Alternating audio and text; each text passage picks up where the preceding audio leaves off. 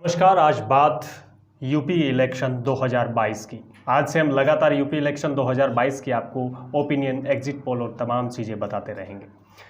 पहले बात कर लेते हैं। आज केंद्र की मोदी सरकार में शामिल किए गए 39 नए मंत्री 16 अगस्त से अपने अपने राज्यों में यात्रा पर निकलेंगे। इस यात्रा के जरिए मोदी के मंत्री जनता से आशीर्वाद मांगेंगे। मोदी कैबिनेट में सबसे ज़्यादा मंत्री उत्तर प्रदेश कोटे से आए हैं। बीजेपी के 6 सांसद और एक अपना दल यानी के अनुप्रिया पटेल हैं। ऐसे में बीजेपी कोटे से बने 6 केंद्रीय मंत्री यूपी में अपनी यात्रा के जरिए लोगों से जनसंवाद कर बीजेपी का माहौल बनाने की कवायद करेंगे, जिसे सूबे में अगले साल होने वाले विधानसभा चुनाव से जोड़कर देखा जा रहा है। बताया जाता है कि बीजेपी 2022 के यूपी चुनाव के सियासी जंग फतह करने के लिए हर संभव कोशिश में जुट गई है। ऐसे में जन आशीर्वाद यात्रा के जरिए बीजेपी ने बड़ा प्लान तैयार किया है। ऐसे में केंद्रीय मंत्रियों के जन आशीर्वाद यात्रा का प्लान भी मंत्रियों ने नहीं बल्कि खुद पीएम नरेंद्र मोदी ने ही तैयार किया है। कैबिनेट मंत्रियों का 3 से 7 दिन का ये कार्यक्रम रहने वाला है। हम आपको बता दें, इलेक्शन से जुड़ी हुई अपडेट हम लगातार आपको दे रहे हैं और यही इलेक्शन से जुड़ी हुई अपडेट है। मोदी कैबिनेट में शामिल किए गए मंत्रियों का 3 से 7 दिनों की यात्रा का कार्यक्रम बनाया गया है। इस यात्रा के तहत सांसद अपने लोकसभा क्षेत्र के अलावा 3 और संसदीय सीटों का दौरा करेंगे। इसके अलावा 4 जिलों में जाकर लोगों से संवाद करेंगे। इस यात्रा के तहत राज्य मंत्री 16 अगस्त से अपने कार्यक्रम की शुरुआत करेंगे। वहीं कैबिनेट रैंक का दर्जा पाए मंत्री 19 अगस्त से यात्रा पर निकलेंगे। यूपी में 6 मंत्री अपनी यात्रा के जरिए पूरे प्रदेश में बीजेपी के पक्ष में माहौल बनाने का काम करेंगे। दिल्ली से इस यात्रा का आगाज होगा। इसके लिए बीजेपी ने तैयारियां तेज कर दी हैं। ये 6 केंद्रीय मंत्री अपने समर्थकों के साथ जन आशीर्वाद यात्रा लेकर निकलने के साथ ही अपने अपने समाज वाले इलाकों में लोगों को संबोधित करेंगे। अपना दल यानी की अनुप्रिया पटेल को छोड़कर केंद्रीय मंत्रिमंडल में यूपी के 6 चेहरों को शामिल किया गया है।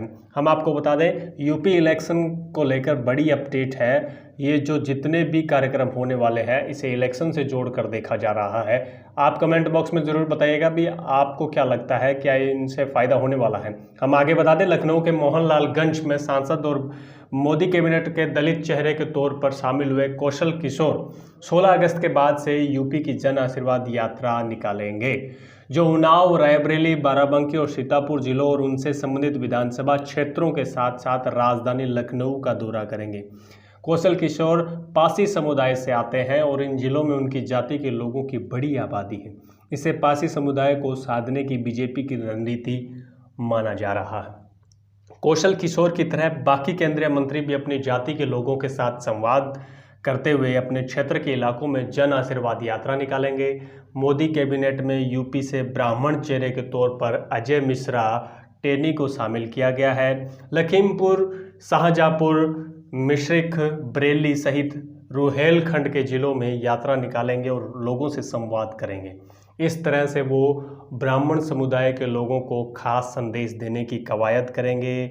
हम आपको बता दें, यूपी इलेक्शन 2022 काफ़ी रोचक होने वाले हैं और आज से हम आपको हर अपडेट, चाहे वो ओपिनियन पोल हो, एग्जिट पोल हो या अन्य कोई भी ताज़ा अपडेट हो, वो हम आपको देते रहेंगे। चैनल को सब्सक्राइब जरूर कर लीजिएगा। मोदी कैबिनेट में शामिल हुए केंद्रीय राज्य मंत्री BL वर्मा बदायूं से है और OBC के लोध समुदाय से आते हैं। ऐसे में वर्मा जन आशीर्वाद यात्रा रुहेलखंड के इलाकों में निकालेंगे। बदायूं, आंवला, अलीगढ़, एटा, पीलीभीत, बरेली सहित कई इलाकों में यात्रा कर बीजेपी का माहौल बनाने की कोशिश करते नजर आएंगे। इस तरह से ये OBC के लोग समुदायों को पार्टी से जोड़े रखने की रणनीति है। मोदी कैबिनेट में दलित चेहरे के तौर पर शामिल हुए SP बघेल धनगढ़ समाज से आते हैं और ब्रिज क्षेत्र में जन आशीर्वाद यात्रा निकालेंगे। वो आगरा, फिरोजाबाद, हाथरस, मथुरा जैसे इलाकों में लोगों के साथ संवाद करेंगे। वहीं दलित समुदाय के कोरो जाति के से आने वाले भानु प्रताप वर्मा जालौन, महोबा, इटोआवा, मैनपुरी और कानपुर देहात के इलाकों सहित बुंदेलखंड के इलाकों में दौरा करेंगे। पूर्वांचल से आने वाले पंकज चौधरी भी मोदी कैबिनेट में शामिल किए गए हैं। वो महाराजगंज सीट से सांसद हैं और कुर्मी समाज से आते हैं। ऐसे में वो महाराजगंज के साथ साथ गोरखपुर, संत कबीर नगर, बस्ती, देवरिया सहित पूर्वांचल के इलाकों में जन आशीर्वाद यात्रा निकालेंगे। इस तरह से वो ओबीसी समुदाय के कुर्मी जाति के लोगों को सियासी संदेश देंगे।